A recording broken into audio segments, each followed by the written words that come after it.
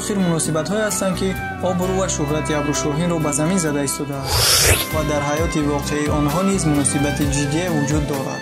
Вай бо Овузхон Кош, актёри шинохтаи турк, робита дорад. Дар меҳмонхонаи истироҳатиашон бусакунии тӯлонии онҳо ба чашм мерасад. Барои як таблиғи шампун 2 миллион фунт стерлингро талаб кардааст, ки баробар ба 2 миллиону 610,208 доллари амрикоӣ баробар аст. Ба Абрушоҳин сахт рашк мекунад. муносибати онҳо на ба мисли ошиқ, балки ба мисли зану шавҳари никоҳӣ ба назар мерасад. Абрушоҳин ва Седи Осман, ки дар аввали моҳи июн муҳаббати худро оғоз карданд, то ҳол дӯстии онҳо идома дорад. Ман боз ба Мардин меравам, то силсила филми телевизионии ишқ ва нафратро ба навор гирам.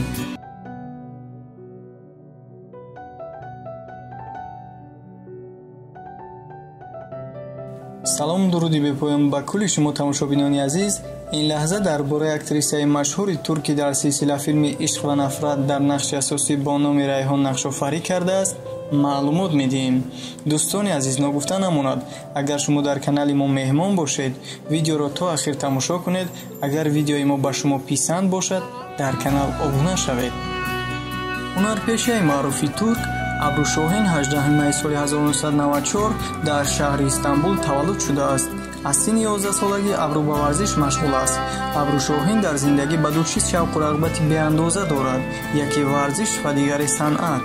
аз ин рӯ Абру ба Академияи варзиши Истанбул дохил шуда ва онро хатм кард. ҳангоми таҳсил дар донишгоҳ ӯ ба ҳайси хабарнигори варзиш, тавсифгар ва тренер кор мекард.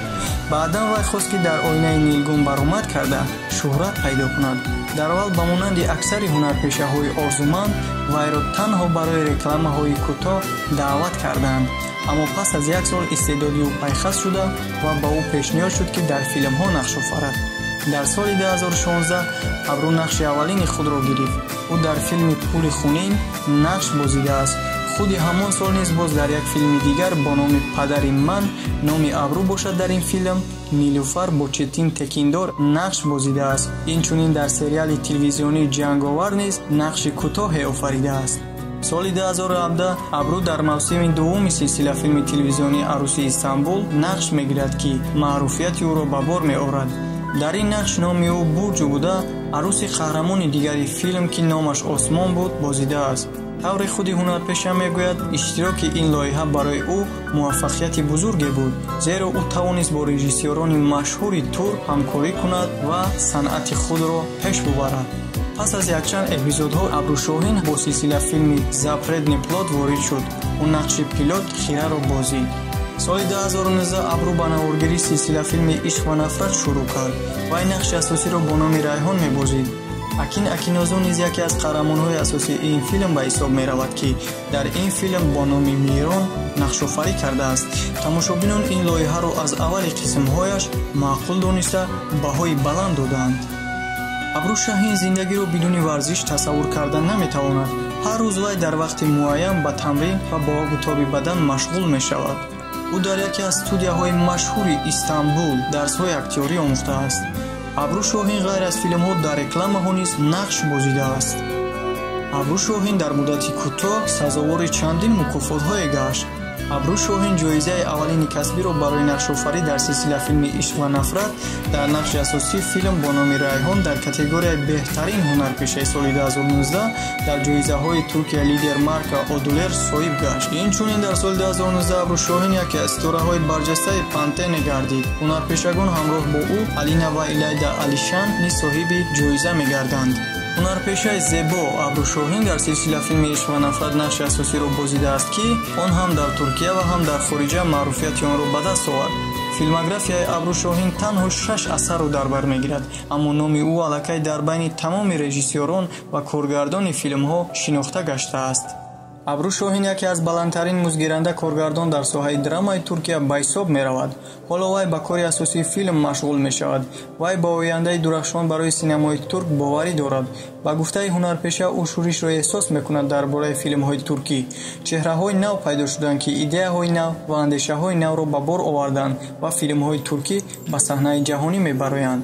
Абру Шоҳин кам дар рекламаҳо иштирок мекунад. Танҳо дар лоиҳаҳои гарона камтар аз маблағи пешниҳодкардаи худи Абру Шоҳин иштирок мекунад.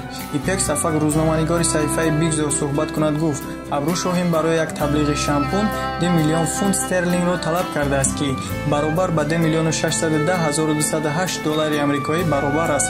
ҳунарпешаи аҷиб дорои мӯи зебои ҷингила мебошад, ки тамошобинонро медурахшад ва ба ҳайрат меорад.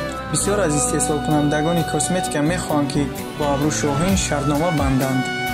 Актриса бо шарики худ дар филми охирини Акин Акинозу муносибатҳои дӯстона дорад.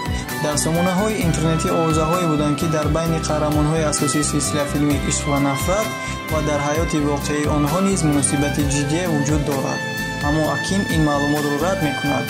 Акин Акинозу, яъне ҳамон Мирон, дӯстдухтаре дорад. мегӯяд дӯстдухтараш ҳангоми кор дар сериали Ишқ ва нафрат ба Абру Шоҳин сахт рашк мекунад. ҳунарпешаи маъруф Абру Шоҳин вақтҳои охир зери овозаҳои мардум ва сомонаҳои интернетӣ мондааст. ҳунарпешагӣ бисёр иштибоҳи дар бораи ӯ навишташударо ислоҳ кард. дар интернет дар бораи тағйироти Абру Шоҳин маълумоти зиёде мавҷуд аст. бо вуҷуди ин ҳунарпеша ин ҳама маълумотро рад кард. вай ҳатто ҳақиқатро дар бораи худаш ошкор кард. дар мусоҳиба бо рӯзномаи Миллият ҳунарпеша бар зидди овозаҳо дар бораи ҷарроҳии пластикии худ сухан гуфт, ки ин овозаҳо аз куҷо омадаанд. ҳар дафъа бо сабаби нақши муайян ба тариқи гуногун чеҳраашро ором медиҳад. ҳунарпеша маълумотҳои зиёдеро дар бораи пластикӣ карданаш мешунавад ва ин овозаҳо ӯро ташвиш медиҳад. Абру Шоҳин ҳамаи ин овозаҳоро рад карда гуфт: онҳо аксҳои маро аз филмҳои 2-3 сол пеш будам мегиранд ва мегӯянд, ки ман худро тағйир додаам. Абру Шоҳин тағйир додаи чеҳраашро бо таври пластикӣ рад карда мегӯяд: ман пеш дар синни 17-18 солагиам нақш офарида будам ва дар шабакаҳо ҳамон аксҳои пешинаи маро мегузоранду овоза мекунанд, ки гӯё ман ҷарроҳии пластикӣ кардам.